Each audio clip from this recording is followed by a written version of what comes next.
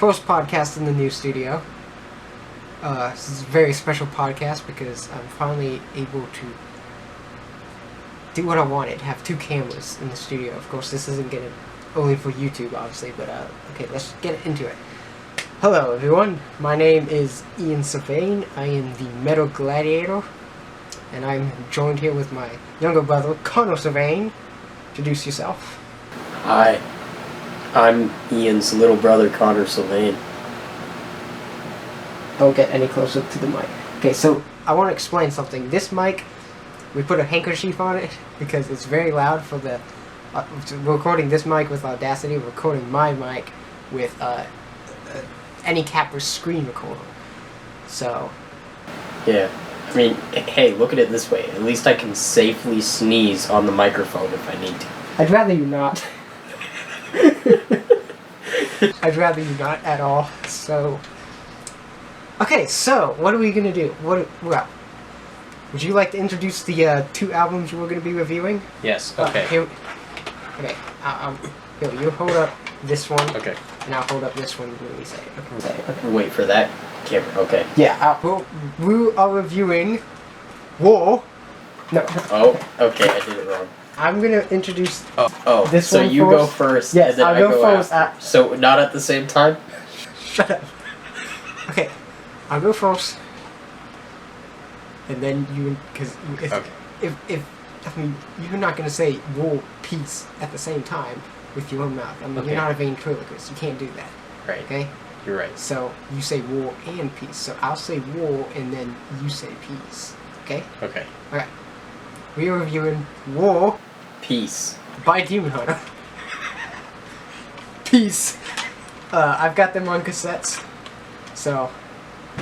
I'm off to the camera. They can see you from there. Oh my gosh. Okay, so War and Peace. We'll have them displayed here. Displayed if they can even see it on camera. Okay. Maybe not. They'll be able to see it here. Put Peace up there behind you, and I'll put War right here. Okay. Alright. Let's get right into it. War and Peace. This double album was released on March 1st, 2019 by, of course, Demon Hunter. One of the, they were, I want to say, those few bands that really get you into metal. This, Demon Hunter was one of those bands. Obviously, Megadeth, somewhat of Metallica, I guess, even though I still wasn't a big fan of, that's a different story, but Megadeth, Black Sabbath, I'd say Slayer was one of the early bands that really got me into metal. But one of the bands, I'd say, which are more important than, not Megadeth, because Megadeth was the first, but, it was Megadeth, and I'd say Demon Hunter, because Demon Hunter was one of the bands that I heard. They were the first Christian metal band that I've heard. And that was, so new to me because back then when I didn't really get music, I didn't understand it, I was like, okay, music's not really my thing. And then I heard Megadeth and I'm like, oh, cool. But I was still the Christian music and stuff just didn't, I mean, I was still all about the message and everything, but the music itself didn't fit well with me.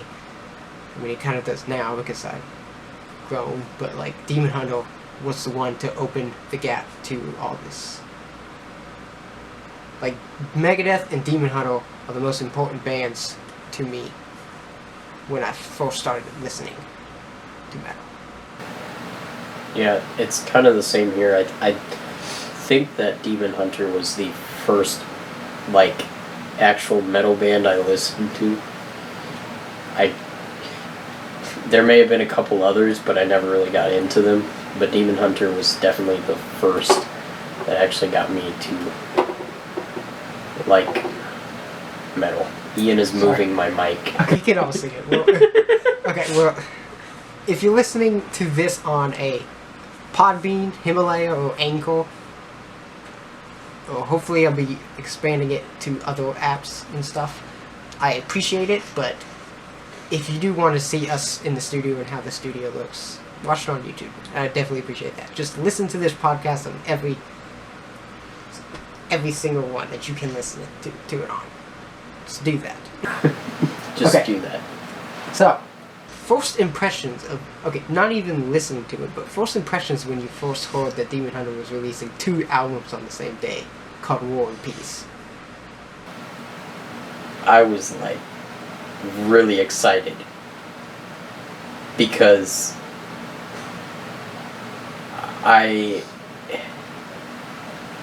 especially after seeing artwork and everything, I was even more excited because I've actually never really been disappointed by something Demon Hunter has put out. I know some people have been disappointed by certain albums, but I love every single album they've ever done. So I knew that then when they were releasing 2 albums, that means they're telling a very interesting story, and I was really excited to hear it, what it was going to be like. A double album, War and Peace, black and white, as you can tell from the album covers, you know. It was a very awesome concept for like a double album like that. Yeah. And it's something you don't see often at all. Especially within the Christian metal genre. You know. I can't see Skillet doing this. So obviously, that was the first band that just came into my mind. That Yeah, anyway. I don't think they'd do something like For that. people who watch my channel know my thoughts on Skillet. But I'll talk about them for the podcast. And it's really cool, along with, you know, the whole opposite thing, or, you know, you got War and Peace and Black and White and stuff like that. They've got, yeah, what also fits well is, you know, I'm sure everyone saw it coming, is that, you know, War was going to be like this extremely heavy album, and then Peace was a little bit softer, but it wasn't too soft. So both albums had the same, like, foundation for how they were built the same way. Like, both albums, you know, have the same kind of structure. But I don't know. I think it was just a really brilliant idea to do something like that. Because, like you said, you'd never really see something like that in Christian music. Name one Christian band right now, Ian, who has done this besides Demon Hunter. Exactly. So Demon Hunter? Demon Hunter. So I named 5. Demon Hunter, Demon Hunter, Demon Hunter, Demon Hunter, and oh yeah, Demon Hunter. But here's the interesting Yeah.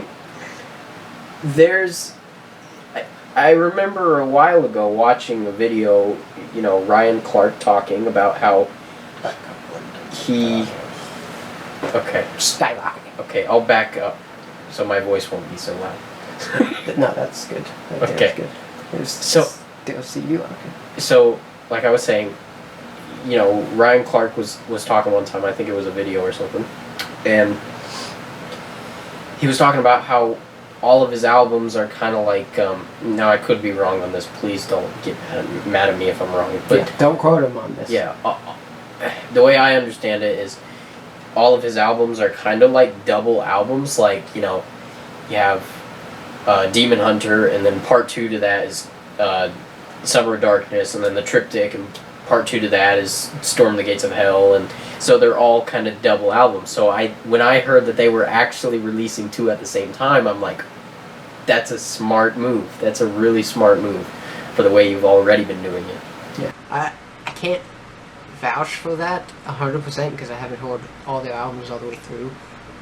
But 2 albums I've definitely heard all the way through is the 3rd and 4th. Triptych and Storm the Gates of Hell. And I can Storm. definitely see and understand why those are kind of like a part 1, part 2 Exactly. album. And for what they just did with Extremist and True Defiance. no, Extremist and Outlive. That's the... I mean, it's very obvious that they just released kind of similar albums certain ways. They're not exactly the same, but they're similar. I mean, they were released within like 2 or 3 years of each other, so. Yeah.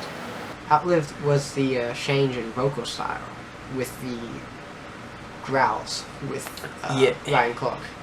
Because Extremist had that old school, the same kind of thing. Now, which is perfect. There was a little bit of those kind of growls on. We're kind of referring to Jesus Wept, right? Just everything I focused. Yeah, kind of. Because I've only heard like a couple songs. It's a little bit of a different vocal style. I think there's a little bit of that on True Defiance too. It's not.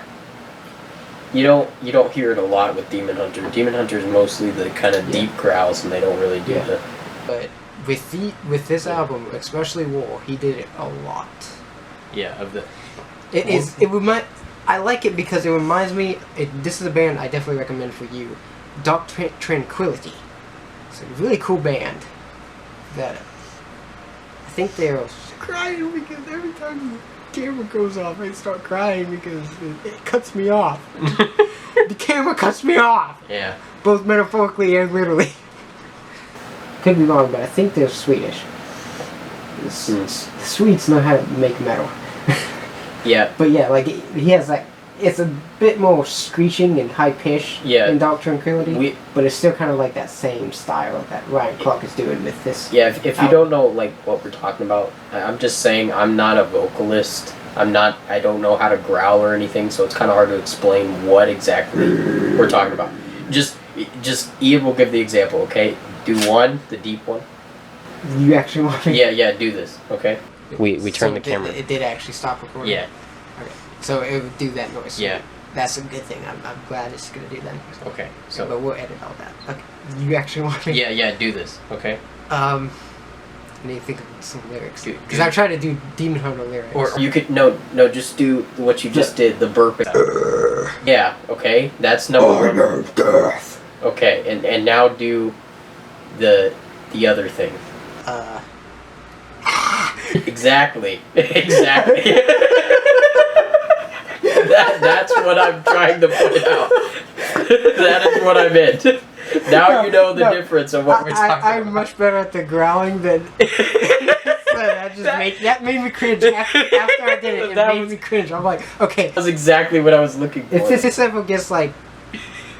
Someone is gonna edit this down and put my screeching vocals there, and they're gonna put it in a music fail compilation 2019.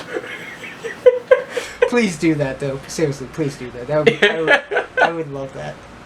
I'll do it one more time. Or I couldn't think of any lyrics from War and Peace because I was gonna try to do some. Yeah. But yeah, I need to work on those vocals. Yeah. The growling. I like to think of it. Yeah. So the Ian's second example is what we were talking about. Demon Hunter did. I don't think there's ever a time that I can think of that he ever did. Yeah. Well, they do it.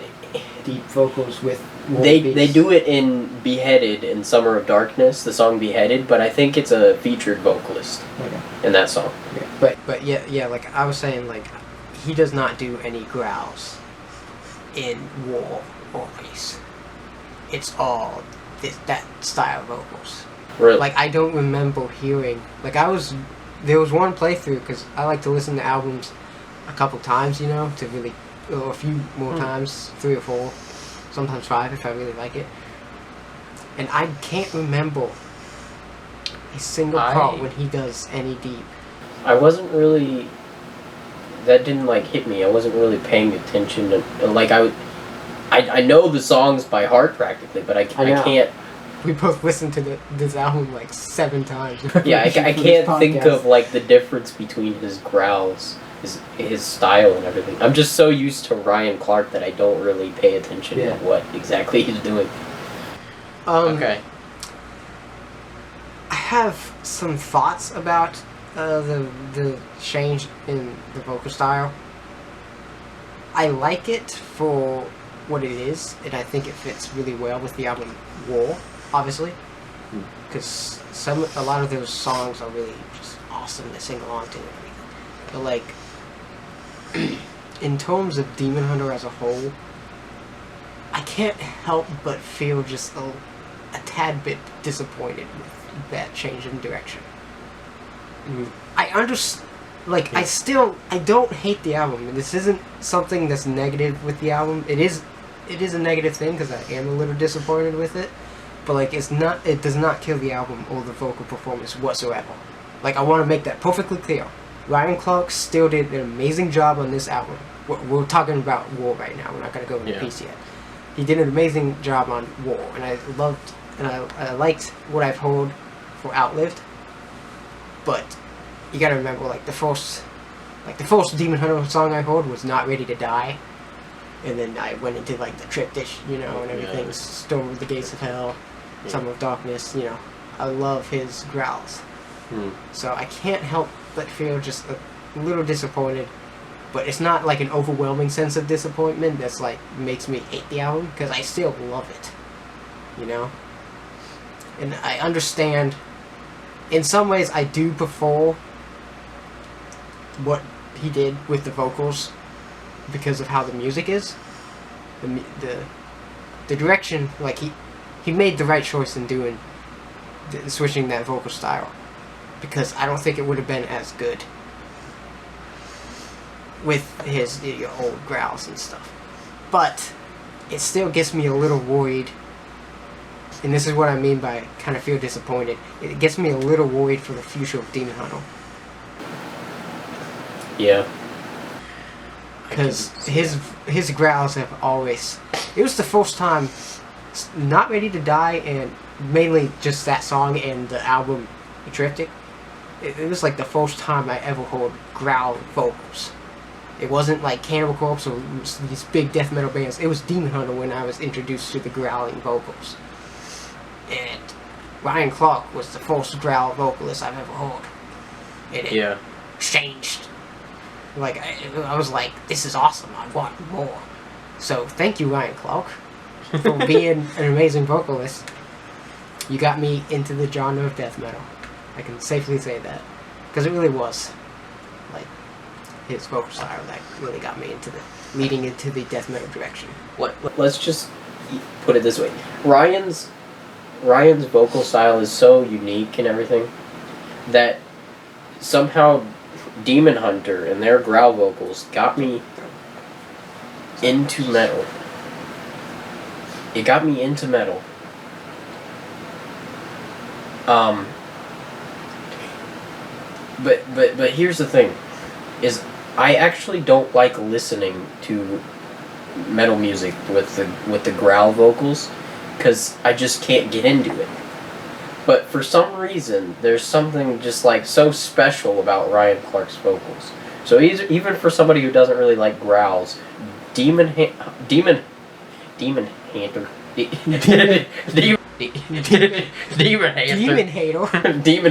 got me into metal. Even though they use the growl vocals and all that stuff, it wasn't something like Metallica that got me into metal, because I actually listened to Demon Hunter before I ever got into Metallica and stuff like that. Yeah. But yeah, I was going into the story there because I want people to understand how kind of disappointed I was with his vocals, the change of vocals, and how worried I am. I don't want to make it out like I'm super worried about Demon Hunter's future albums, and I was hugely disappointed with this album. It's not that at all. I love the album, I love the vocal styles on the album, but I just wanted to give that backstory so that you can at least kind of understand where I'm coming from. Because when it's something like the song Holy Wars by Megadeth, it was the very first metal song I've ever heard, and it changed everything for me. Of how I view music, it inspired me to play guitar. That is the most important song to me ever. It is my favorite song of all time. No matter how much I love death metal, if you put growl vocals on Holy Wars instead of Dave Mustaine, if anybody else that doesn't even sing it in Dave Mustaine style, I'm gonna hate the vocals for that cover. Like if you start down tuning it and drop W gent style and start playing Holy Wars, I'm gonna despise that. Like I'm just trying to like that's much more. That's a lot different from what Ryan Clark is doing here. Quit playing. But I'm just saying, like, I'm just giving backstory on why this is important to me. Quit playing Holy Wars on your drop W 18-string guitars. Yes, please. I mean, come on. Let's talk about war. Should I go first? I don't want to go track by track, but okay. What would be your favorite song? My favorite song. Yeah. Really, I'm Cut to Fit. Cut to Fit. Cut to Fit, because I heard some of the singles, and although I loved them, well, the singles were like On My Side and like The Negative, or something like that.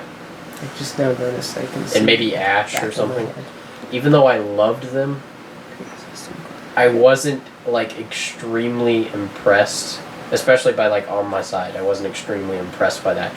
But as soon as I started listening to the album and Cut to Fit was the first thing I heard, I was blown away. It was brilliant. I love that song. That's really good tea. Really I have shy tea with sugar and honey.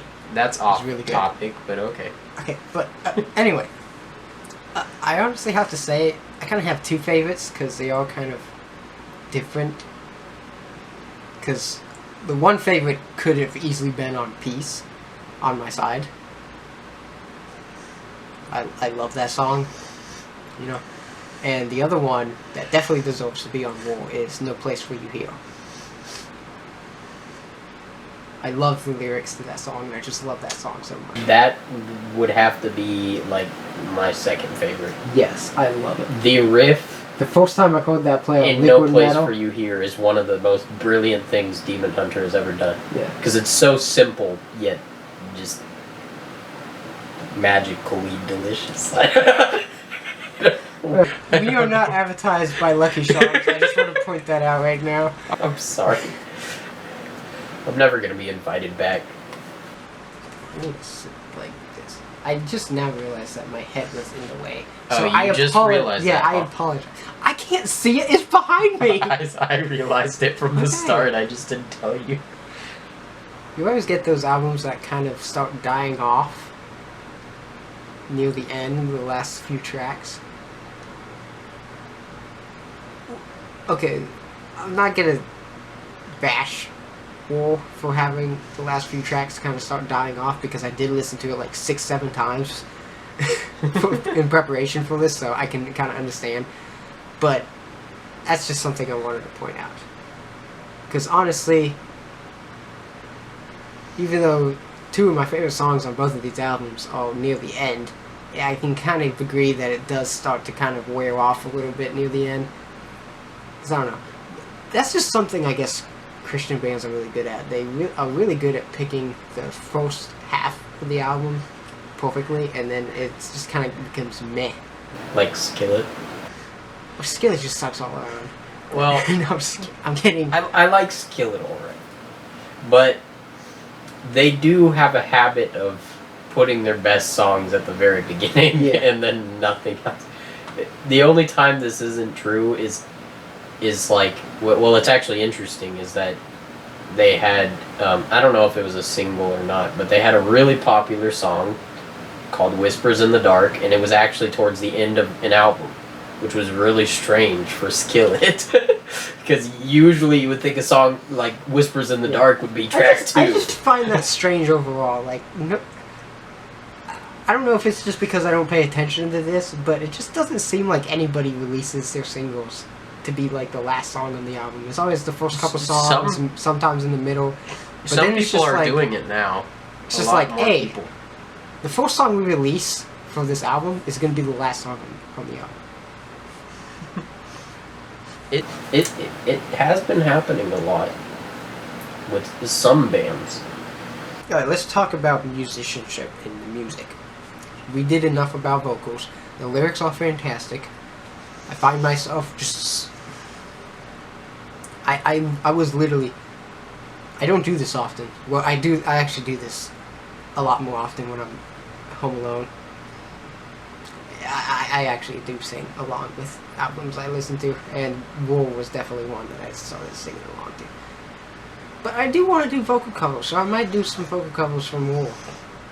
Definitely no place let's hear something, Ian. No, let's hear something. Wait, I want that to look. I'm not just gonna break a vocal cover. We want to hear that podcast. That awesome growl again that you.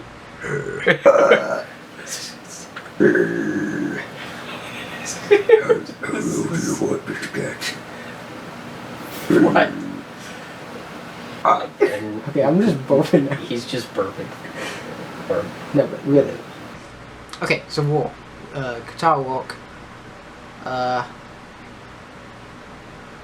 Do you know exactly when they switched, like, lead guitar? No. Because it shows.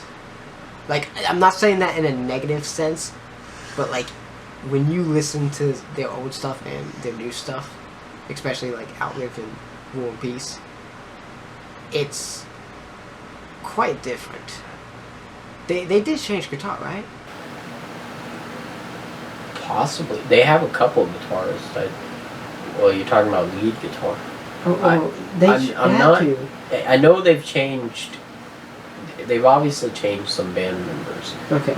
I'm just not. Because I'd be shocked if when and where. The same guitarists Maybe from Some of Darkness are still did Yeah. War and Peace. That will blow my mind because it's so different. I wouldn't say so different, and this isn't a negative thing at all. I love the guitar walk, but it is different. Yeah, It's very different. Something tells me that maybe a new person joined at like True Defiance or something, but I could be wrong. I don't know. Because Extremists still kind of had that classic Demon Hunter guitar wise. Yeah, I don't know. They change about every album. True. So I don't know. Defiance. But it's just like. But yeah, that wasn't a negative thing whatsoever. Guitar work on this album, the guitars, the bass, the drums, it was all awesome. It was awesome. I love the guitar work. Especially Cut to Fit. Yes. But the drums, and I'm not trying to, say that Demon Hunter's horrible or anything, but like the drums in Demon Hunter compared to other bands have never really just impressed me that much. I mean, they're good. There's just not as full as other bands. I mean, well, just keep this in mind. No one's Mike Portnoy. Well, Neil Peart, yes, but I'm just saying.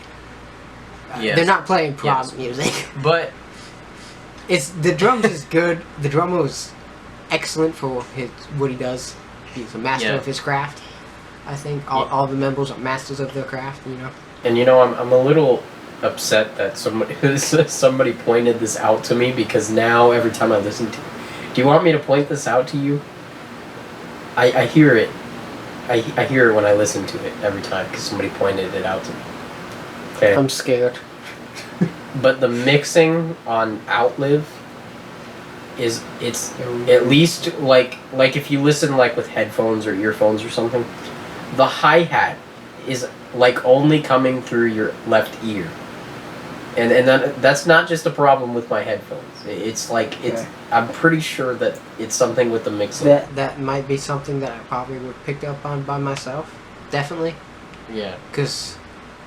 And it's very annoying. I like my hi-hat to Yeah, be heard in both ears. I don't think they did it on War and Peace, but I could be wrong. But like, it was just weird for Outlive. I mean, Outlive was just a weird album overall. It was really good, but it was also just weird in certain ways. Yeah. I can't really say the same with the. I don't know what it's like because I never really I think I only listened to War and Peace all the way through, like, at least once with headphones. Everything else has been on speaker. Yeah. Because I've been at work, and I'm in the back. I'm sure maybe some people know this, maybe don't, but I work at Chick-fil-A, and I was in the back breading chicken to Demon Hunter. So metal. Yep. That's metal. But for the guitar, I'm sure Demon Hunter would be proud. First move. Cut to Fit though, the clean bridge is one of the most brilliant things I've ever heard from Demon Hunter. Oh, that is something I want to go into because I love it, but this is just kind of like a comedic thing. Like, this is not negative at all. Every time I hear it, I feel like they're going to start going into... I feel like Ryan Clark is just going to put a cowboy hat on and be like, you got a friend in me. Oh my gosh. Because every single time I hear that jazziness, it just sounds like they're going to break into a friend.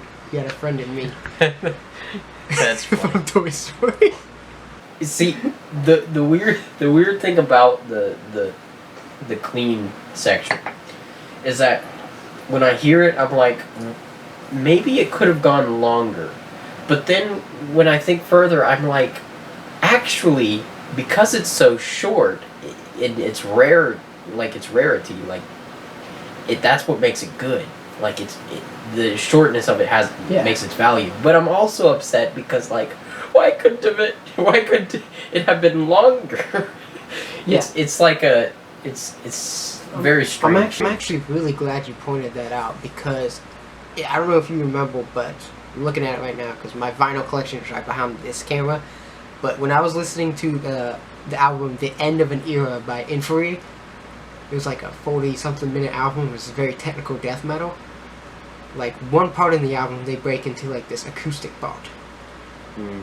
One song, just acoustic. And I pointed out how I love when death metal bands do that, but it was only one part in the album. Same thing here. It was only that one part in the entire album that it went into that kind of like different style. It was almost like a jazz-like guitar. Yeah, like a jazz fusion-like guitar. And it's like it's kind of the shortness of it though, like how short it is in the song. It also kind of reminds me of why I like the song In Time so much. It's on Extremist. Because In Time, it's a really heavy song and stuff, but it ends. The outro is just this beautiful acoustic guitar. And it's just, it adds something just amazing to the album. Just that beautiful acoustic to end out the really heavy song. Yeah.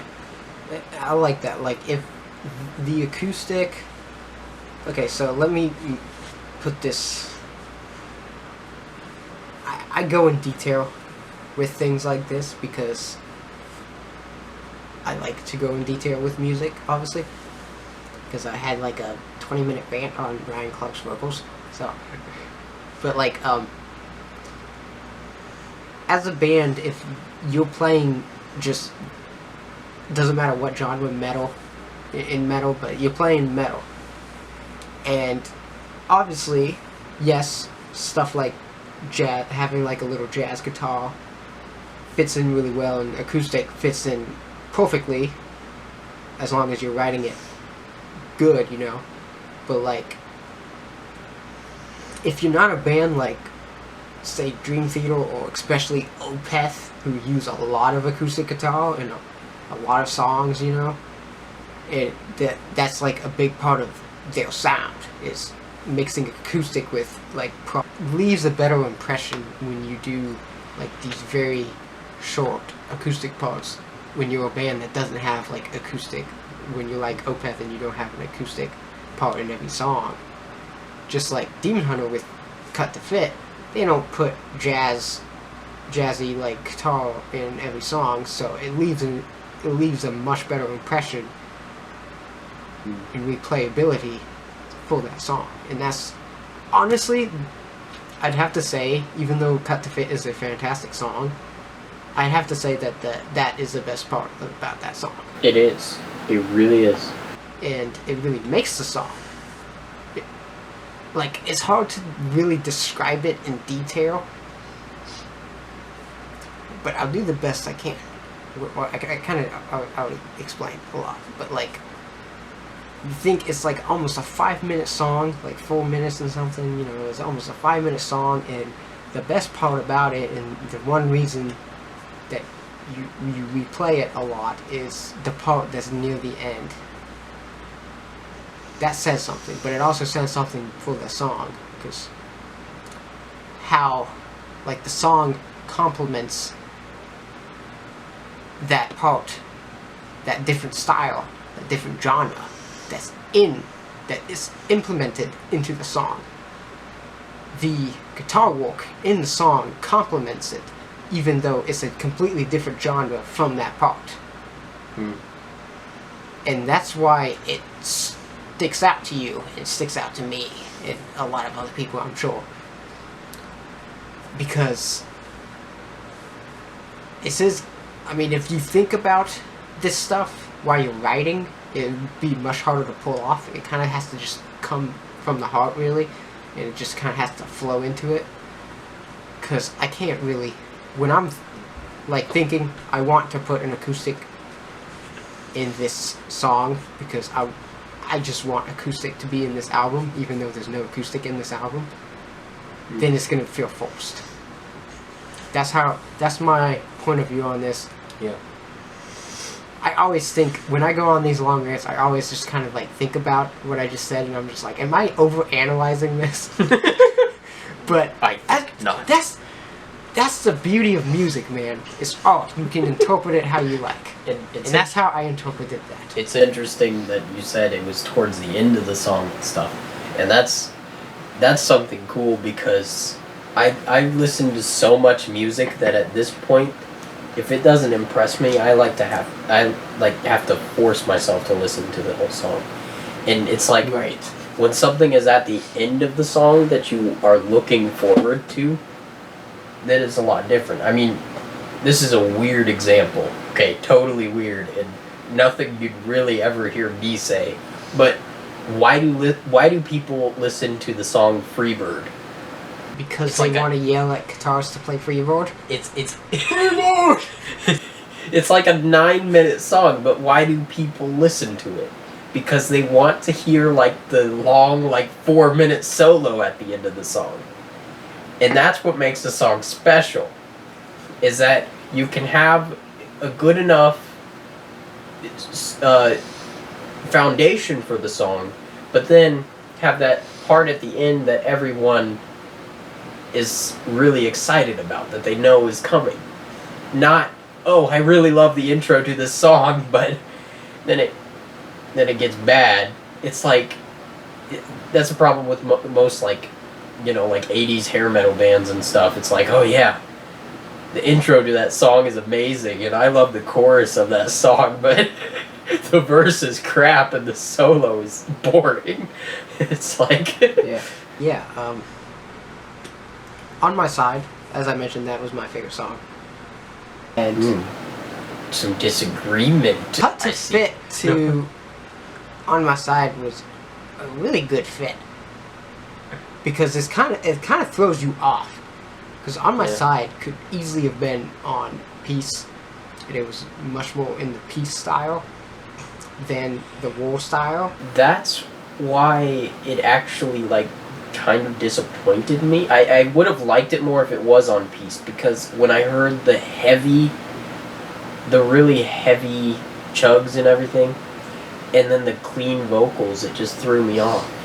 Yeah. Because I expected him to start growling. That's what I liked about it, though. Is it threw you I off. like it, but I also wow. don't. It's so weird. Like, I feel like if there were growls in it, the song probably wouldn't be as good. But it's hard to like truly know that, because I want to hear the growls. Yeah. I think no growls on My Side was a good choice. Obviously, as it is. It's like a lot of stuff on Peace. You can't really picture it with growls. And it's a single and stuff. It's played on the radio a lot. It's been very successful. Yeah. But Unbound is another good one. Now, here's a question though, because I feel like these songs are very similar. Do you prefer Unbound or Ash? I would have to say Unbound. Okay. Yeah, those songs are kind of similar, but one song I do want to go into real quick, and this is kind of goes back to what I was saying earlier of how it kind of starts to drag near the end of the album. Lesser Gods.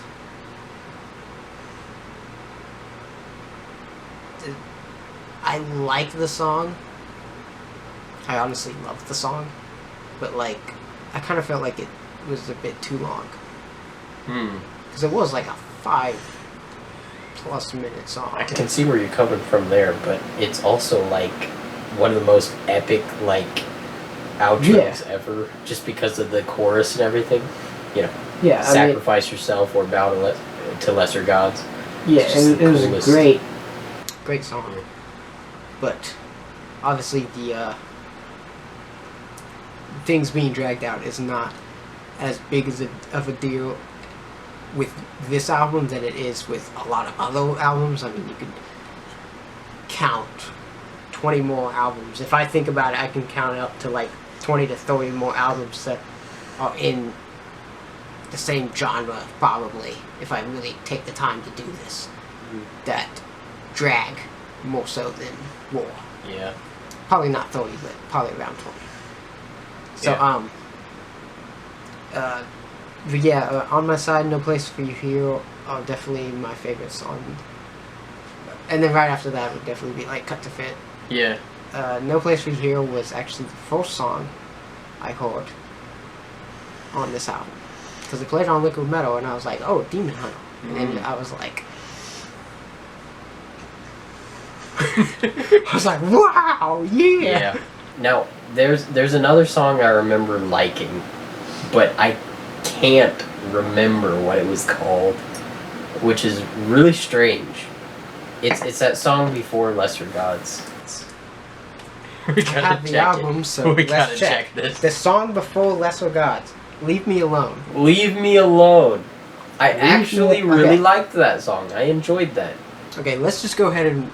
Okay, we'll do this before we start talking about Peace, but Okay. I'm going to read off the track list, and then after that, we'll go right into Peace. Well, before that, one little thing. Because I mentioned how War was heavier, though. You know, heavy, and then Peace was a little bit calmer.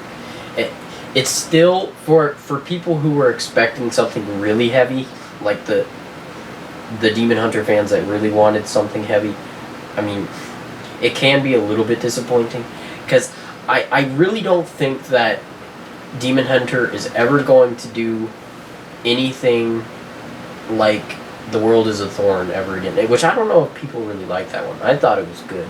Yeah. The World Is a Thorn was their heaviest album, and Cross to Bear was the last song. It's on Extremist. The song Cross to Bear is the last song that they ever did that was just heavy. Songs on this album come close in certain ways, but I don't think they're ever going to release a heavier song than Cross to Bear. It's something that's not on The World of the Thorn. So I just want to point that out. It's like, I don't think Demon Hunter's really gonna get any heavier at this point. I think their heavy days are about over. Yeah, they could surprise us. That would be very usually cool. surprises. But yeah, like, I do kind of see where people are kind of disappointed with the guitar work, of like the heaviness, but the guitar, the direction in the music did not disappoint me as much as the direction in the vocal style. Just pointing that out. Still love the album, but if we're done talking about this album, we're gonna read the track list off, and then you can read the track list for Peace, and then we'll go and talk about that. And we'll talk about that. Because I think we've said enough about this album. Yeah. But of course, all these songs are awesome. I'd say my least favorite, and I kind of feel like the weakest part on the album, was Ash. Really? You know what my least favorite was? The song that I probably listened to the least on the whole album. Negative? No, I Oh. love the Negative. Okay. I was just saying that because, that's the title of the song, The Negative, so everybody doesn't like it. Actually, it was Gray Matter. Okay, I can see that. Yeah. Yeah, Gray Matter and Ash. It was like that ballad, but it wasn't Yeah. a Demon Hunter ballad. It wasn't the awesome ballad that you always... I'd say, okay, let me read Expect. them off, and then I'll say, like, Close Enough, Gray Matter, and Ash were kind of ones that I'd say skippable, but they're still good songs. Close Enough, though. I love that. Cut to Fit, On My Side, Close Enough, Unbound, Gray Matter, The Negative, Ash, No Place for You Here, Leave Me Alone, and Lesser Gods. That is the track listing for Demon Hunter Wall.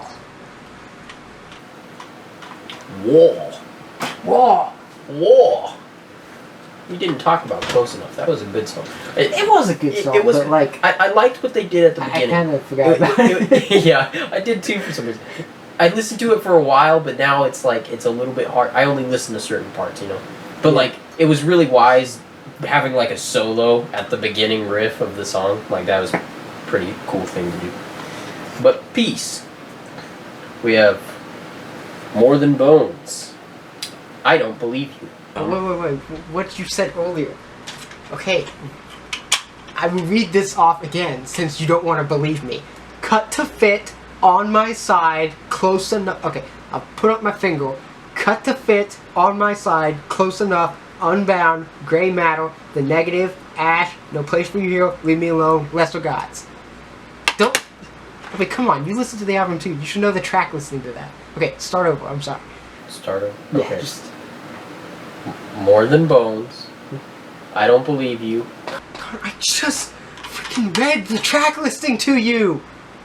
I just read it! I read it twice! Okay? Do I need to read it again?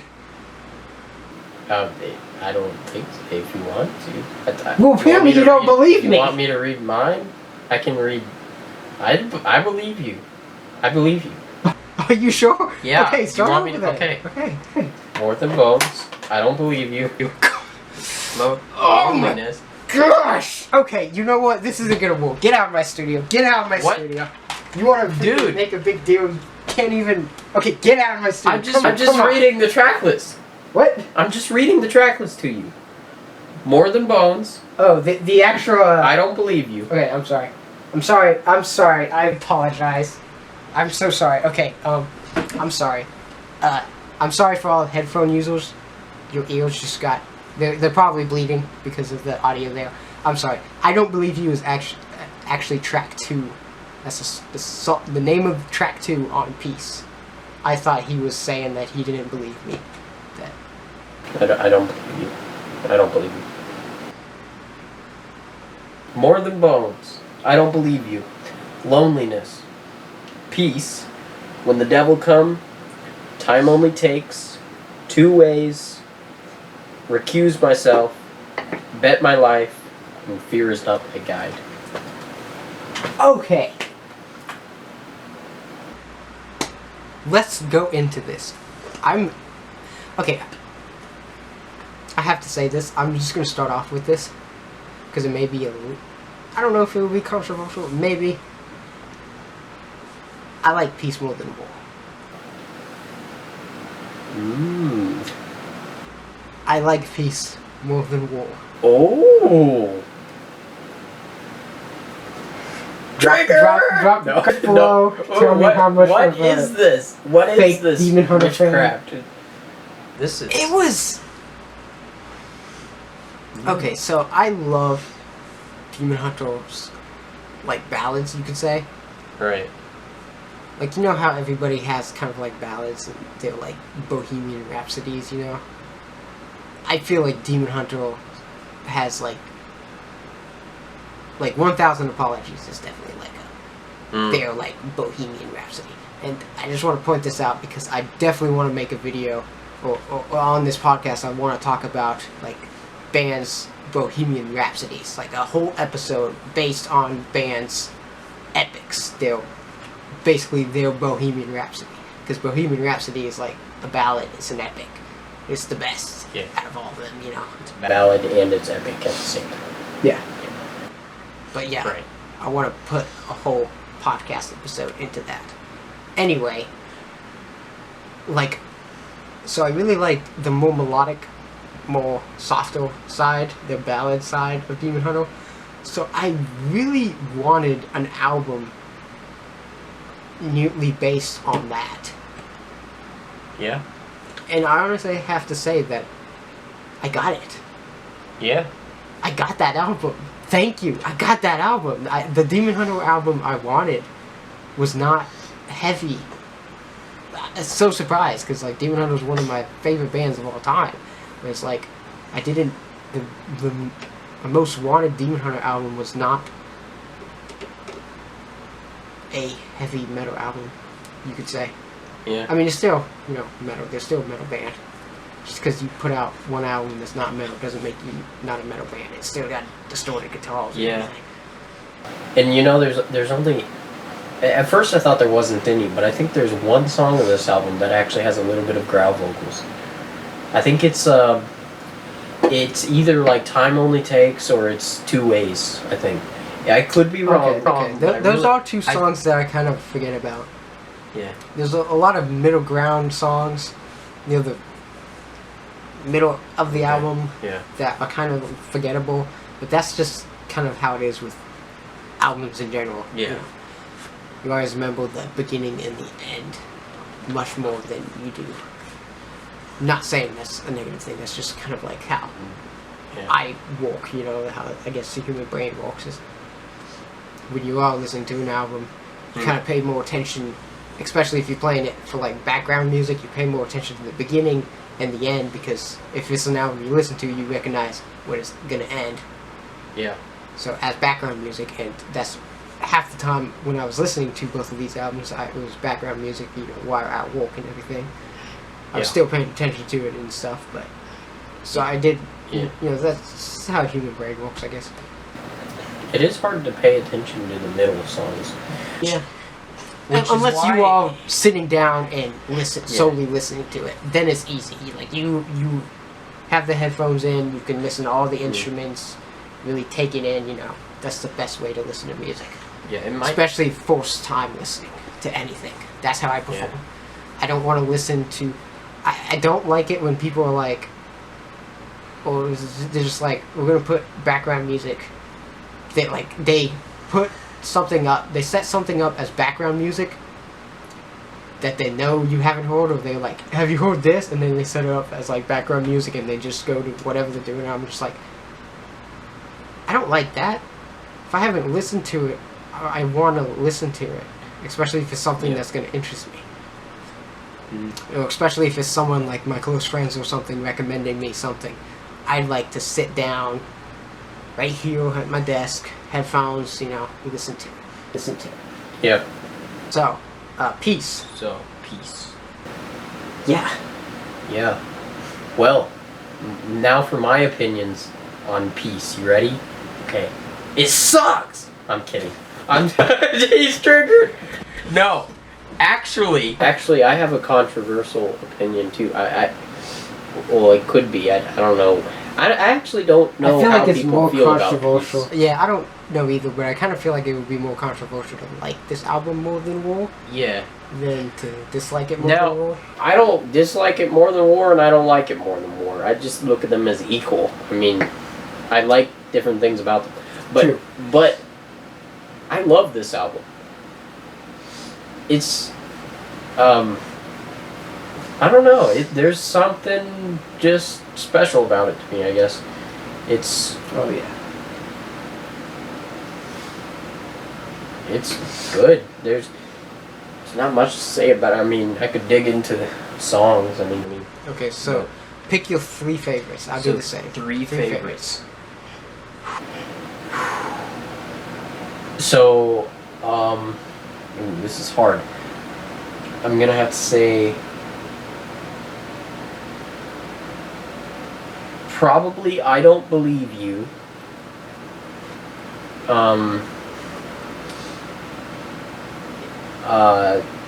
Fear Is Not My Guide, and it's hard to decide between like When the Devil Come and Loneliness. But I'd say that those are some of my favorite songs. My favorites, my three favorites are More Than Bones,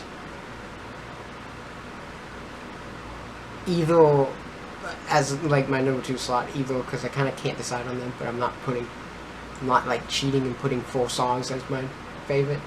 I'll kind of say draw Loneliness or Peace as number 2, and then probably my favorite song on the album is Excuse Myself. Recuse Myself, really? Yes.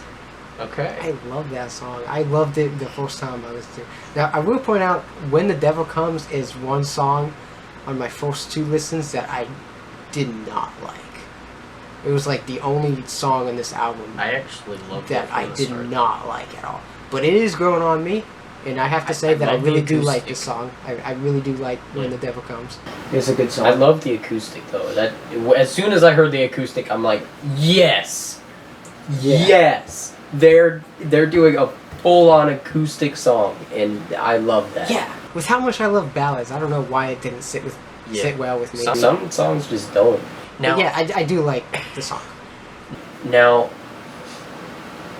if we talk about least favorite songs, though, that's a little bit different because this song is kind of like really good, but also there's those songs that it's like I don't really like listening to it. But I think it's that way with War and Peace. There's just those like filler songs. What would you say are your 3 like least favorites? I probably don't remember the names.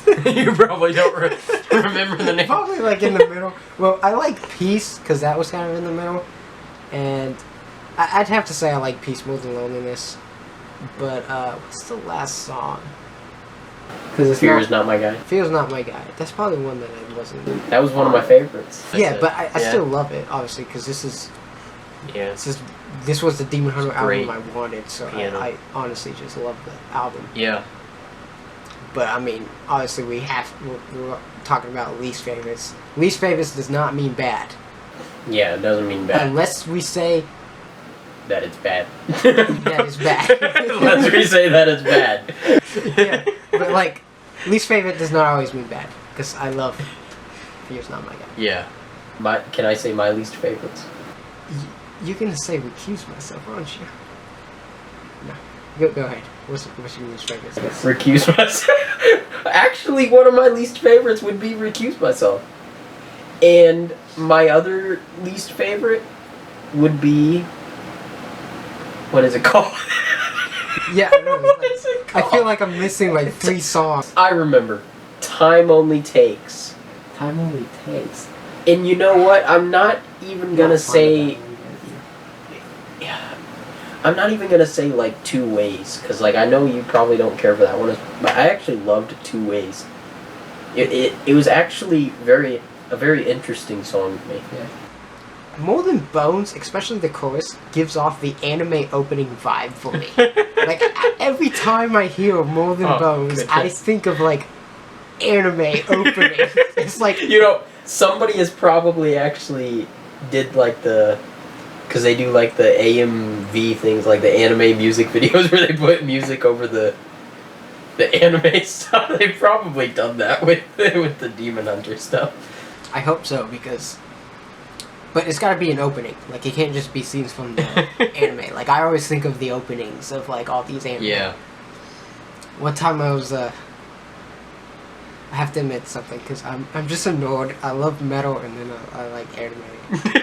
And then I'm like, I actually listened to More Than Bones to one of the, I can't remember what opening it was, but one of the My Hero Academia openings. And it actually worked really well. What? Like, I have to be serious. Like, it worked really well. And I just don't know why. I don't understand how Demon Hunter was able to pull off, like, the perfect... I'm calling it right now. Anime opening song. You can put More Than Bones to any anime opening and it'll work. We might have started a meme. We might have just started a new trend. One thing I was a little bit disappointed by with More Than Bones is when I listened to it, I was expecting like a clean section, like cut to fit. But it was interesting what they did is they got a little bit heavier, where As in the heavier album, they got slower at the bridge, and then in the slower album, they got heavier. In both opening tracks as well. Yeah. So it is an interesting thing to point that out. is- It is so an that's- interesting thing to point Yeah, out. that is interesting. But I was really wanting the Yeah. Queen section. And then I don't- Queen section. And then I Don't Believe You is... I still like the song. Obviously, there's not a song that I don't like on this album. But it is one of the songs that I would say... I wouldn't say skippable. I don't think any of the songs are skippable, but it's one I just kind of forget about because of how much I love some of the other songs. I don't believe. Are we seriously going to do this again? No. Peace was interesting. I was not expecting... After War... Like, this was my first listening through it. After War, I was not expecting an actual title track. Album title track. That was... That threw me off. I was like, It was- what's this song called? It was And then I looked interesting. at it and I was like, Because they released Oh. Peace as a single. They released Peace as a single with like something like The Negative or something like that. Because they would release Okay, I didn't War know that. and a Peace single at the same time. And they did that like 3 times. It was very strange what they did, because they did like like On My Side, or I bet you they did like On My Side and Peace or something, and then they did like The Negative and Recuse Myself, or maybe the other way around. And for their third set of singles, I think they did something like, which I didn't even listen to the third set because I just wanted to wait for the albums. They did something like Ash and like More Than Bones, which was strange because they released a title track and the first song on an album both as singles, but they didn't do the same for War because there was no title track for War. Yeah. And they didn't release Cut to Fit. It's just a strange strategy. yeah. You gotta wonder though, with singles, is it more so the record label or the actual band? Yeah. Because that is something to consider. Because that could just be, I don't know everything about the music business, but I can kind of see that it maybe is the record label listening to the albums and being like, this one seems like a single, and like releasing that. Or maybe it is the band. I have heard bands in interviews talk about what songs were going to be singles, so I don't know. It is very strange, like their single choice. Like I don't expect, like, some of the songs I just don't expect to be singles. Like Recuse Myself doesn't sound like the normal single. The Negative really doesn't sound like a normal single. Yeah, I agree with that. Even though Recuse Myself is like my favorite song Yeah. on Peace, I still understand that. Yeah. I don't want my favorite song to be a single. I don't know why. That's a weird pet peeve of mine. Like, my opinion on a song doesn't change if it's a single. But if it's my favorite song on the album is a single, it's weird. If your favorite Skillet song is Monster, it's like there's something wrong here. Another song I want to talk about, actually, is the song before the album closer, and that's Bet My Life. I actually really enjoyed that song. And I usually don't, like, really enjoy the song before the end of the album. Yeah. But I enjoyed Bet My Life. What's the last It had song? a good pace. Oh, yeah. Fear Is Not My Guide. Bet My Life was it wasn't Demon Hunter at all, but it worked. It was so good. I can't really say much else about this album, honestly. Yeah, Like, it's just I feel like I've said, like, obviously this is the Demon Hunter album I wanted. Everything, I love the album. I like War, but I love Peace.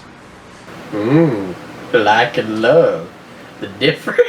Okay, so... I think War is great, but I think...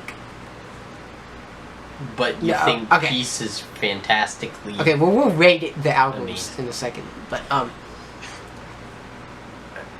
I love the songs. Love the song "Peace." Loneliness, really good. There wasn't a weak part on this album, I think. Unlike War, it does have a couple songs that are kind of like forgettable. You do have songs, well, they're not necessarily forgettable, but they kind of are. If you have songs that are, even if it's just one song that's kind of forgettable, it does kind of affect Peace was not as forgettable to me. Yeah, it really wasn't. It kind of, like every album, whether it has a good flow or a bad flow, every album still has a flow. This could be done really well, or it could be done very badly and not make it sound like it has flow. Yeah. Now, what I loved about this one closing thought, I'm just happy I got a fully acoustic song and a fully piano song, because those are two things that Demon Hunter has been putting in their songs.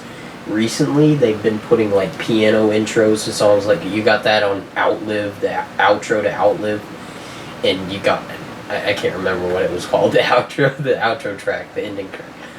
And then you got, like In Time with acoustic stuff. But I'm just happy I got When the Devil Come and Fear Is Not My Guide, both fully piano and fully acoustic. It's really good. And good vocals on Peace, too. Definitely. Obviously the vocal style didn't change because it was still his vocal style. He didn't change his singing voice. He changed his growling vocal style, and that's what kind of disappointed me a little bit with War. But I was not disappointed whatsoever with Peace. So, War. What would you rate War? 0 out of 10. What would you, don't rate it 0 out of 10, but between 1 and 10, what would you rate? This is a little bit hard for me. I'd have to say 7 out of 10.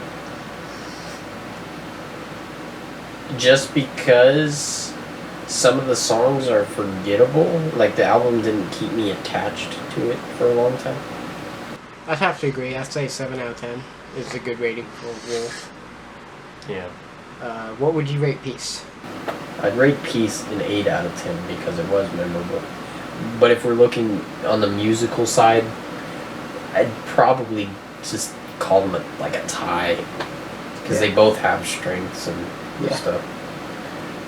But, yeah, just personal opinions. 7 out of 10 for War and 8 out of 10 for Peace. Okay. With me, 7 out of 10 for War, and I'm gonna have to go with a 9 out of 10 for Peace. Oh, I thought you were gonna say an 8.8. No, I gotta go with 8.7. I don't think it's a perfect album. It had its moments that were kind of lacking. But, like I've said 15 times already on this podcast. But now I have to say 16 times because I have to make it an even number. Yeah. It's the album I wanted. So 9 out of 10. Yeah. Should go back and count. I'm sure someone would do that. There's no such thing as a perfect album. Unless you're Neil Morse. Megadeth. Neil Morse. Dream Theater. Opeth. I haven't heard Opeth. Megadeth did release Iron Maiden. These are rare cases. Slayer. Neil Morse is not rare. He releases an album every year, though, and his albums are perfect. Just flawless. There's a lot of flawless albums. There's nothing wrong with them.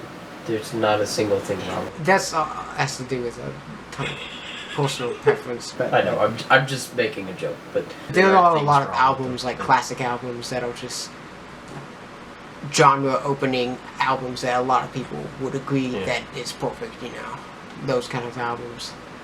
I'm sure a lot of thrash metal fans would say Kill 'Em All is a great album, is a flawless album just because of how great. Yeah. Even though it really isn't flawless because nobody really wants to listen to a really awesome fast metal song and then have it turn into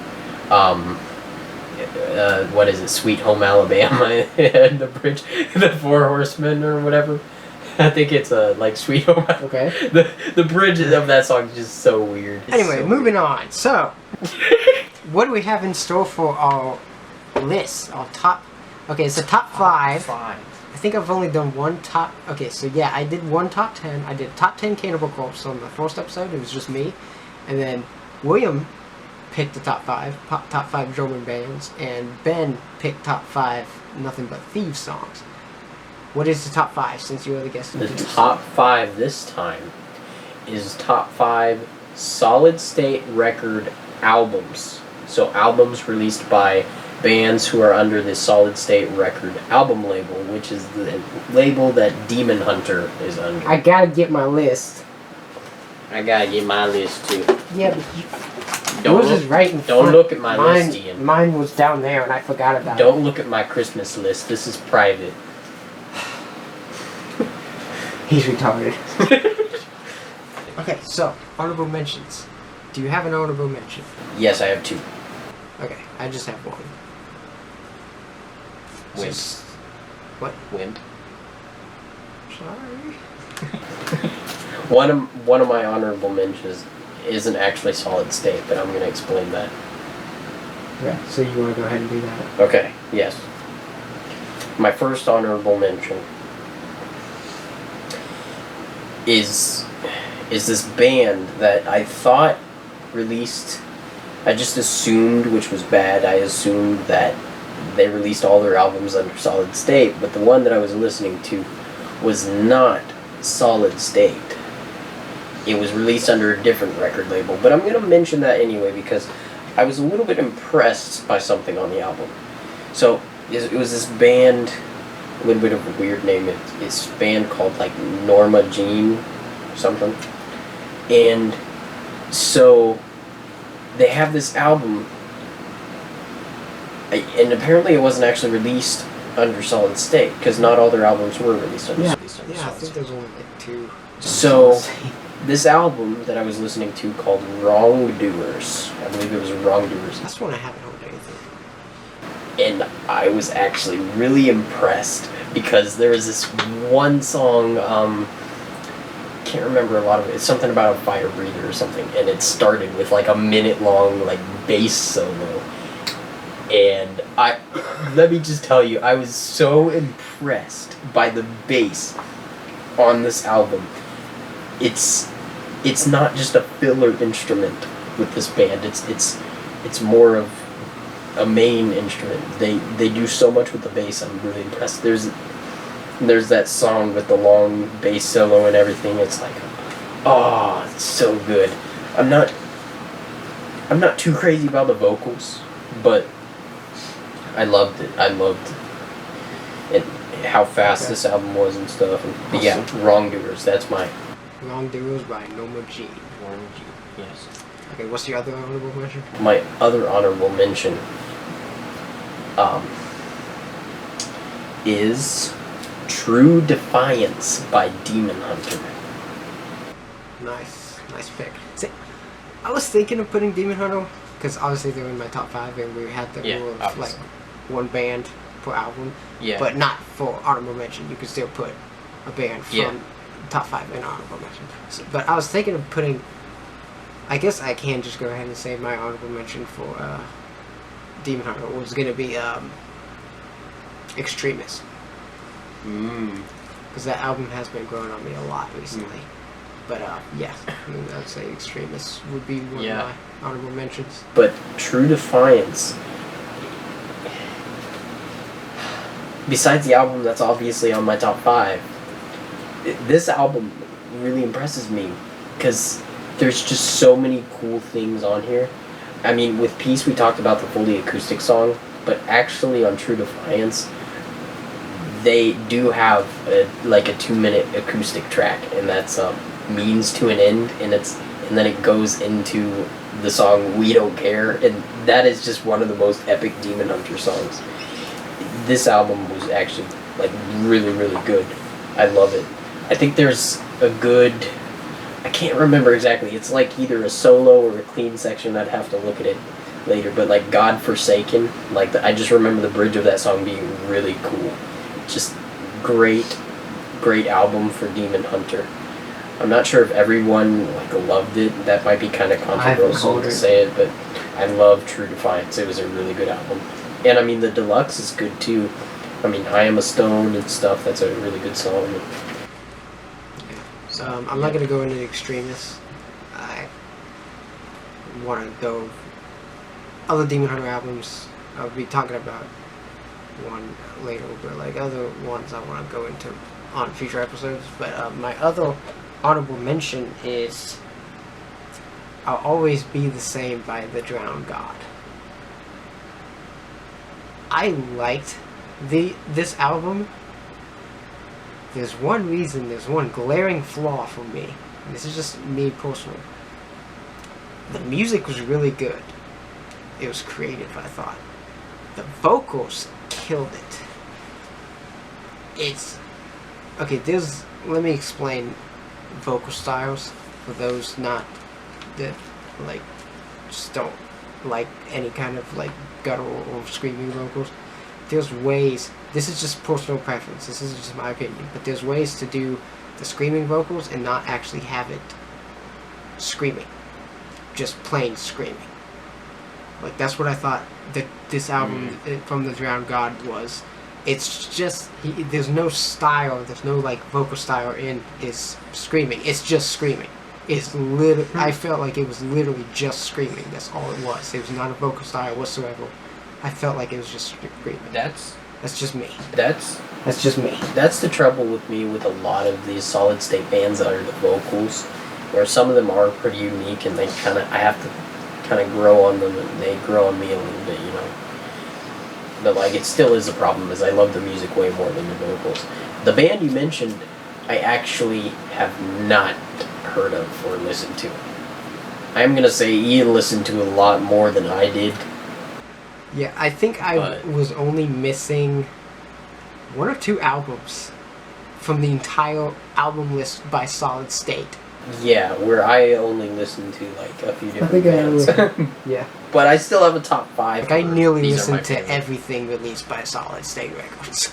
Yeah, so, which is good, because we both have different points of views. One is me listening to a few Solid State bands and picking out, these are my favorite from the bands I heard. And then Ian literally listened to everything and he's picking out. Yeah. He literally, I think there was one band, music freak. I think, no, there's two bands.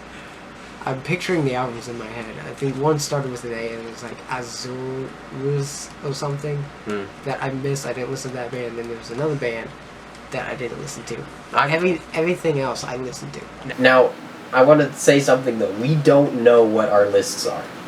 Each other's list, which I'm not really curious because he listened to everything and I only listened to a few things. It would be really cool if some of his favorite albums are some of my favorite albums too. So, because I didn't listen to as much as okay, so this is what we're gonna do. I'll do number 5 first. You do number 4 first. Then I do number 3 first. You do number 2 first, and I do number 1 first. Or do you want to start with number 5? So we can kind of be surprised with both of our. Well, we're gonna be surprised anyway, but. Okay. Would you want me to start? Or Yeah, you can go. Okay. So number 5 is Voices by Death Therapy. Holy crap. Ooh. When I listened to this band, I listened to both of their albums. When I listened to this band, even though it was not my favorite, even though I was more impressed by other bands, but like, holy crap. I was so awestruck by their style, their just Death Therapy. I was awestruck by it. It was like, holy crap. And I have to say, it was very tough, because I can't even remember the album name now. I really loved the other album, but I thought Voices was a lot better. Okay. I felt, not like a lot better, but like, it's just me kind of trying to pick which one I still really can't decide which one I like more, but I think Voices, I just picked that just to finally decide on something. So I love both of their albums, really good. But yeah, Voices by Death Therapy very surprised me. The vocals really good. I can't remember if it's been a while since I listened to most of this stuff. because I finished my list way before you did. Yeah. But like, there was, I don't think it was this band, but there was some other bands that kind of took the screaming, the Drowned God vocal style.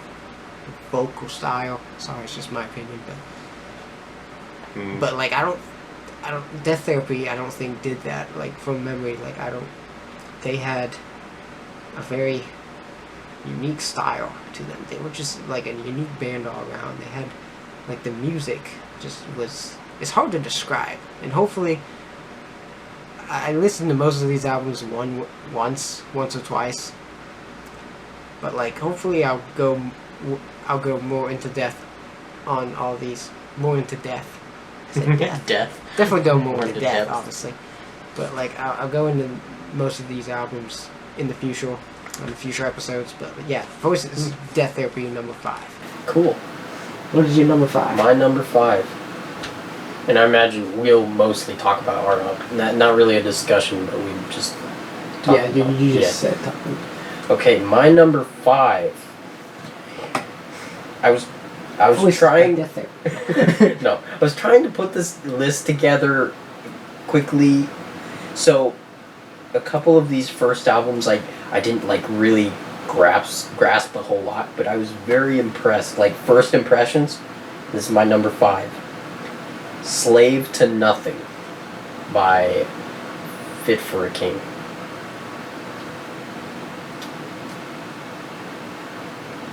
I loved what I heard from this album.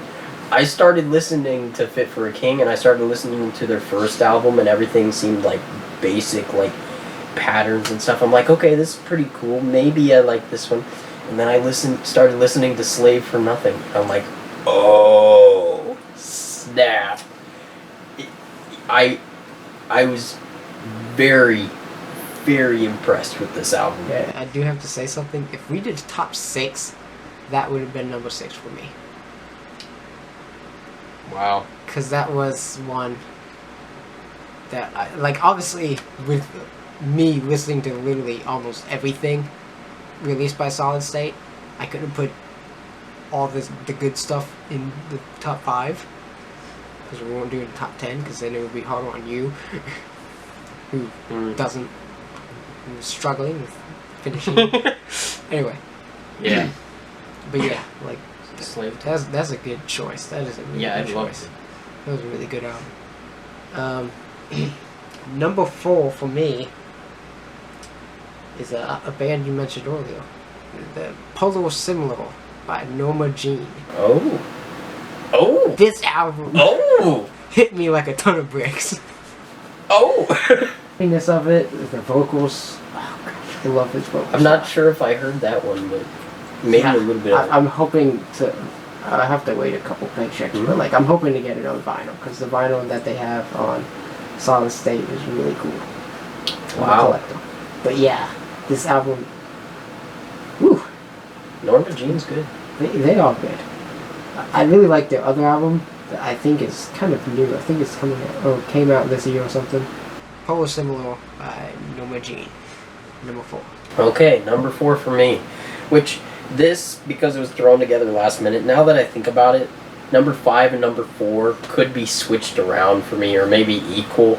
I didn't really have enough time to think about it. But, just for the sake of this, I'm going to say number 4 is Captors by Wolves at the Gate. Can I say something? No. Okay, yes, this is your podcast, Ian. You can say something.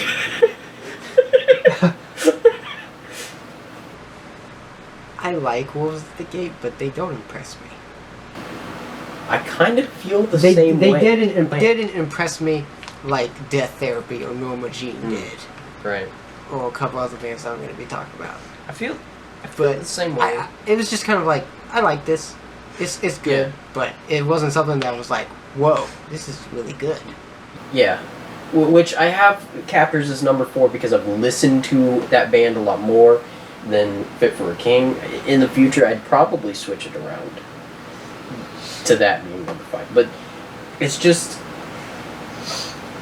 Captors, it's my favorite that I've heard from Wolves of the Gate, mostly for some of the I mean, I love the intro to the album with the harvest and everything. Just the whole intro is really cool. But then I also like some of their actual like ballads, like Slaves and like, well, they're ballads, but they also are heavy at the same time. Wolves at the Gate is pretty good at doing that, making like slower songs, but then just when you least expect it, it's like, oh, hits you with a really heavy riff and stuff. So yeah, I do really like that. Wolves at the Gate, they don't really impress me, but they're pretty cool. They have a cover of Sleepwalking by Blindside, and I really like that. Anyone who covers that band is pretty smart. But Okay. yeah, that's my number 4. My number 3 I actually own. Renovate by Earthgrounds. Renovate by Earthgrounds. Number 3. It's kind of, I'm not I guess, sure if an I'm EP familiar because with it's it. only I've like heard of them. 5 tracks.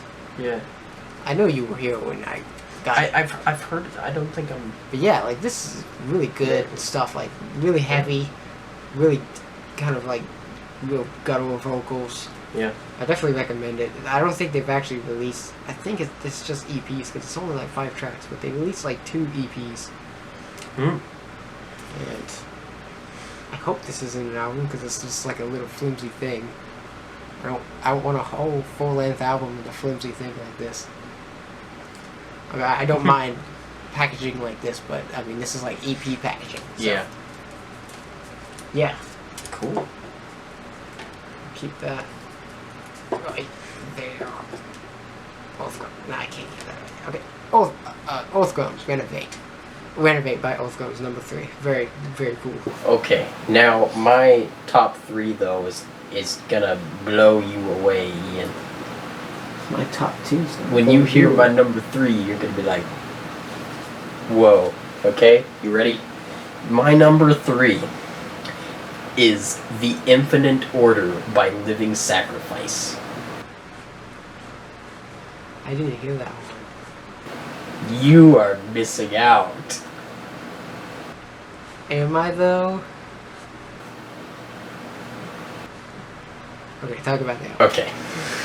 I didn't hear all of Living Sacrifice's albums, but first impressions of this album, whoa. Like, whoa.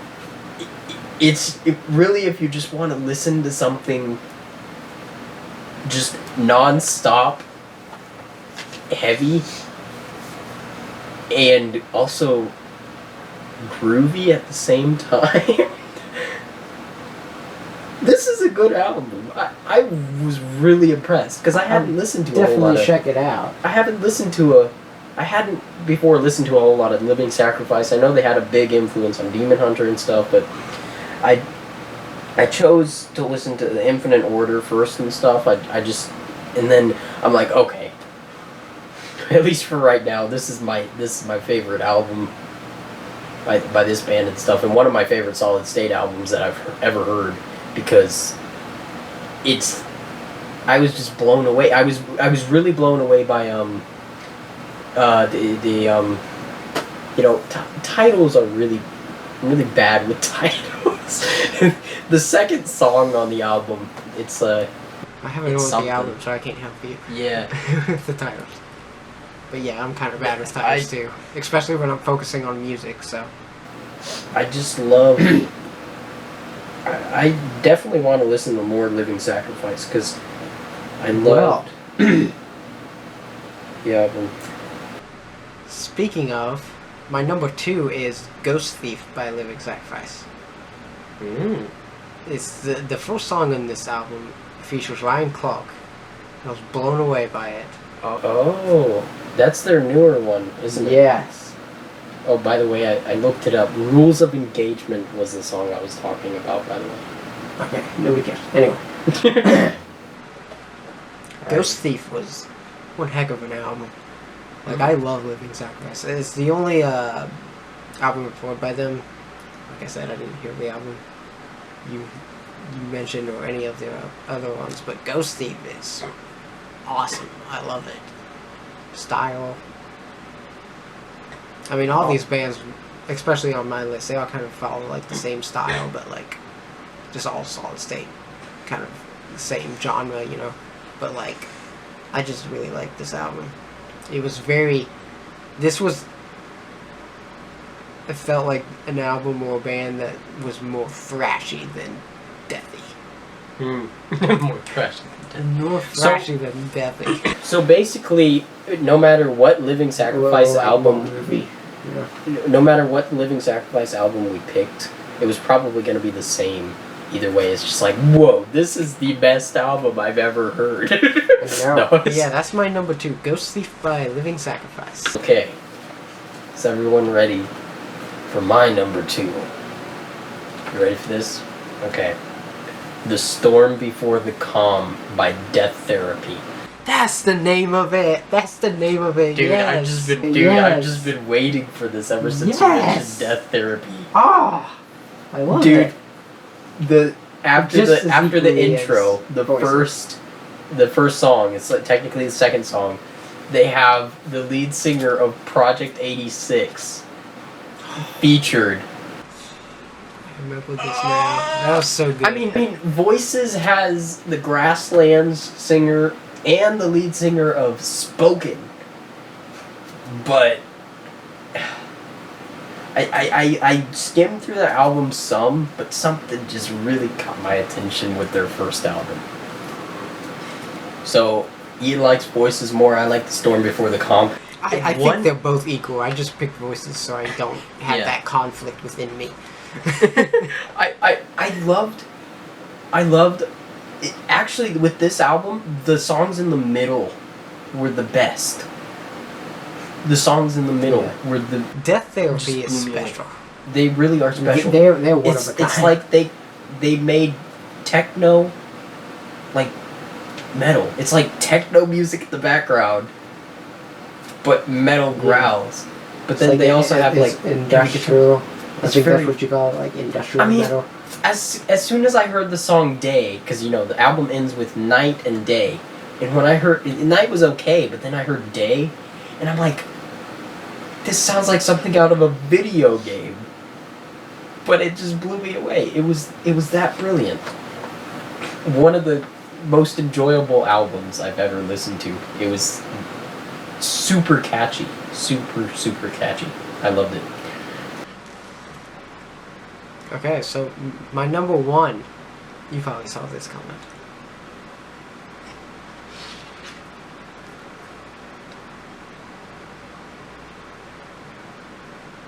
I was mentioning this album before, The Triptych by Demon Hunter. Of course, Conor probably saw this coming from a mile away. Yeah, because I saw the Because- CD over there. Yeah, but like, No. as I was saying, how Demon Hunter was one of the bands that really got me into metal, like right after like Megadeth.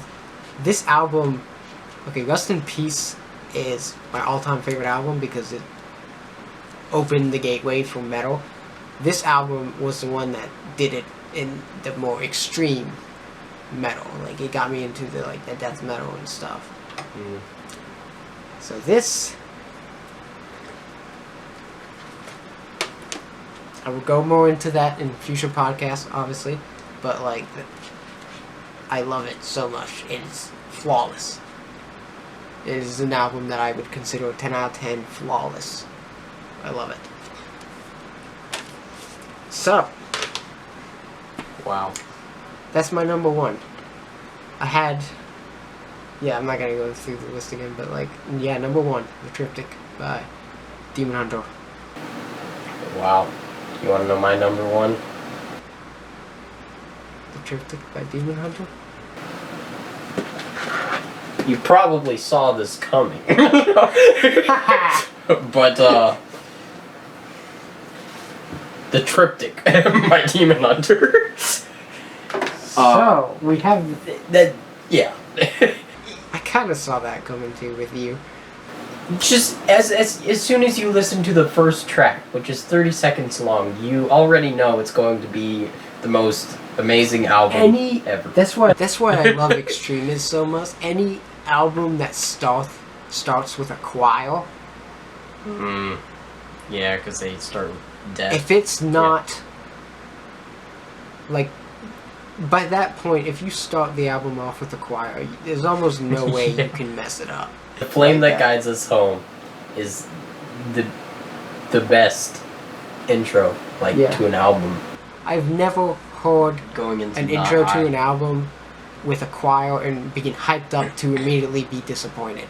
And a funny thing, I don't know if this was like a single, but it sounds like a single.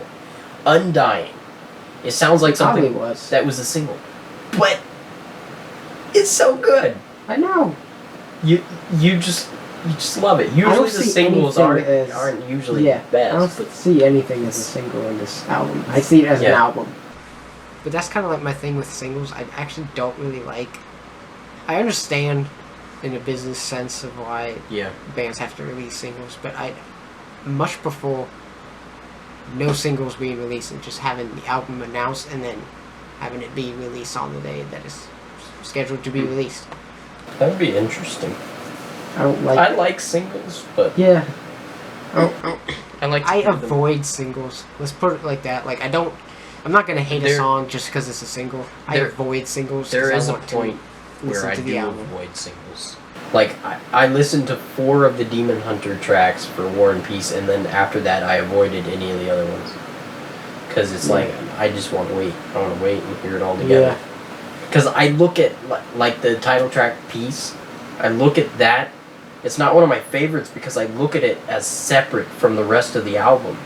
Because it was released as a single, and I listened to it a lot separately from the album. And that's why it just doesn't fit, because it was released as a single and stuff. That's the problem with singles. Anything else?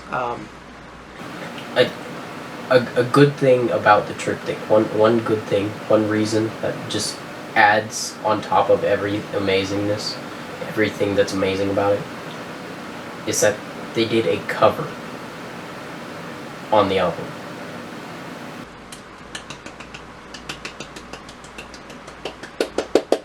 Yeah. It's awesome. Snap Your Finger, Snap Your Neck. I love the original song too by Prong. It's a really cool Yeah. song. Like it's groovy, like very catchy, Yeah. get moving kind of song. Really hypes you up. But closing thoughts. War and Peace, I definitely recommend. And I recommend all the albums I mentioned, except the Drowned God album, because though I was impressed by the music, I liked it musically, it was very hard for me to listen to because the vocals, he was literally just screaming in the microphone. And I don't even think it has anything to do with production. I just think the guy was just screaming in the microphone. Yeah. Lyrics, and it just I irritated hadn't me heard that beyond. yet. Like I couldn't finish a single song Yeah. by that band. I wanted to like them because every start of the song, every intro, I got into it because of the music. I liked the music, and I then felt a little vocalists, had to act like a 13-year-old. I felt During that way a little puberty. bit, like, with Norma Jean, is like I really wanted to like it, but the vocalist just didn't impress me enough.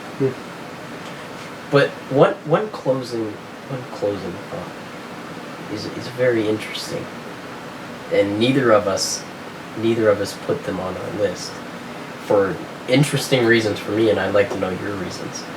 But neither of us put August Burns Red on our list. I wanted to.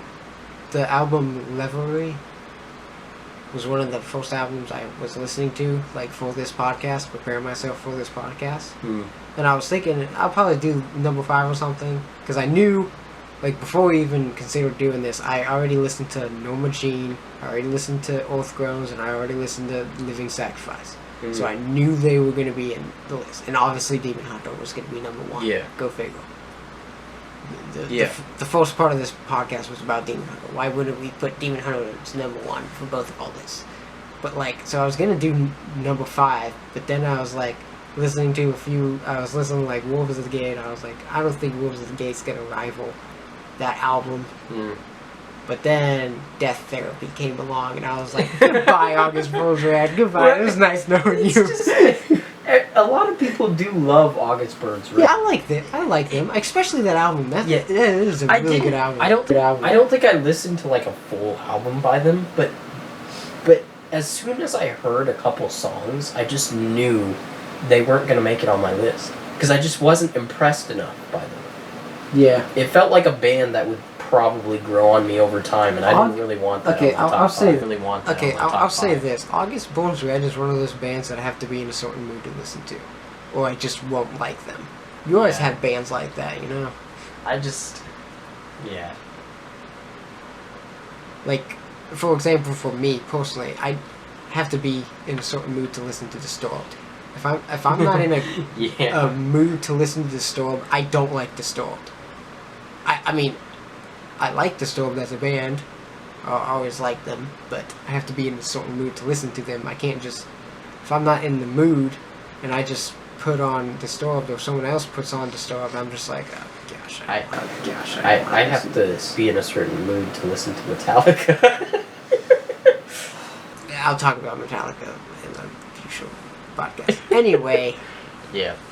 That's full about it. disclaimer, I don't hate Metallica. Yeah. They're good. Anyway, but Yeah. it is that is a big band. They're very famous, So- so I do want to save the podcast for that. Yeah. We So- need to have a couple people for that one. Yeah. Well, I'm hoping to get like as many people as I can for a whole mega Iron Maiden episode. I don't know what episode that's going to be. I That'd was be hoping to have it episode 10, but it's still going to be hard because I want to have you, William, Ben, and Nathaniel all in that Yeah. episode. Probably not. No way I'm going to do that in person, but you know. Well, Anyway, so yeah. any closing thoughts? You want to direct people towards your Instagram or anything like that? Your YouTube channel. Do it now. Go look at War Priest Band on Instagram. War Priest, yes. We got a band. Ian's the bassist. I'm the bassist. I don't get paid, and I don't have a bass, so you can. I'm a bassist. I'm a perfect Seriously, bassist. like, listen, look, we've got great Yeah. stuff coming. That I didn't even think of that, of advertising that. So yeah, War Yeah. Priest. We need to start advertising. I do. workers. Yeah. I'll probably be posting some Yeah. stuff on Instagram. I know I'll probably be making a YouTube video when I get a bass, just talking about how I'm being introduced to bass. Probably just be titled "I Got a Bass," I got the bass. and then I'm like, "I got a fish." I got a It'll be bass. It'll be a fishing video. and I'm Look, like, I got a I got a bass. bass. I'm gonna slap my bass with a bass. I can do the slap the bass with a bass. I'm closing the podcast. Be old. Thank you, Conor, for being here. Had a Well, blast. Yeah, I doing it. live here. Shut up. Anyway, my name is Ian Sylvain. Thank you for listening to this podcast. It took a long time. I realized that I released episode 1, 2, and 3 a month apart from each other, so I kind of got that monthly basis. Hopefully I'm going to try to do that again. We'll see how it goes, but yeah, thank you for watching. Watch this on, is going to be on YouTube. Watch it on YouTube. Listen to it on Podbean. It'll be on Himalaya and hopefully others as well. We'll see how it goes. So thank you for watching. This is Metal Gladiator Podcast. See you later.